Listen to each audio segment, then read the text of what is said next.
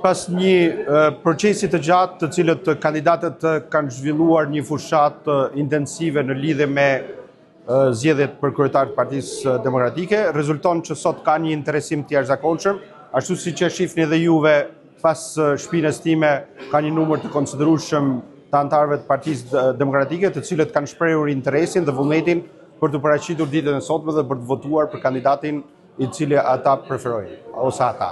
Çfarë prisni nga këto zgjedhje? Nga këto zgjedhje ne presim që procesi të shkojë normalisht, të zhvillohet një garë dinjitoze mes kandidatëve. Ju urojmë fitoren atij që do votojnë anëtarët e Partisë Demokratike të Lezhës. Njëkohësisht kjo ditë e sotme shërbej edhe si frymëzim për protestën e datës 20 shkurt, ku kërkohet një mobilizim i jashtëzakonshëm nga ana e anëtarëve të Partisë Demokratike dhe njëkohësisht edhe qytetarëve të Lezhës.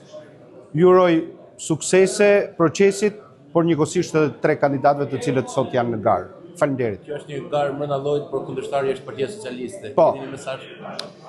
Padyshim që është një garë mbrenda llojit dhe normalisht garat mbrenda llojit kanë edhe ato problemet e veta, por ne luftën e kemi me Partinë Socialiste dhe me qeverinë Rama, e cila është qeveria sot më korruptuar në botë, dhe padyshim kërkohet një mobilizim dhe kjo analiza në radhë parë, por njëkohësisht edhe procesi i votimit është një augur i mirë sepse strukturat kanë filluar të lëvizin.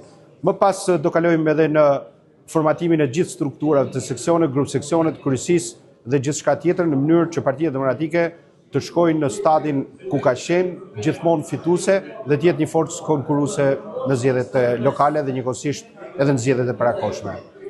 Faleminderit.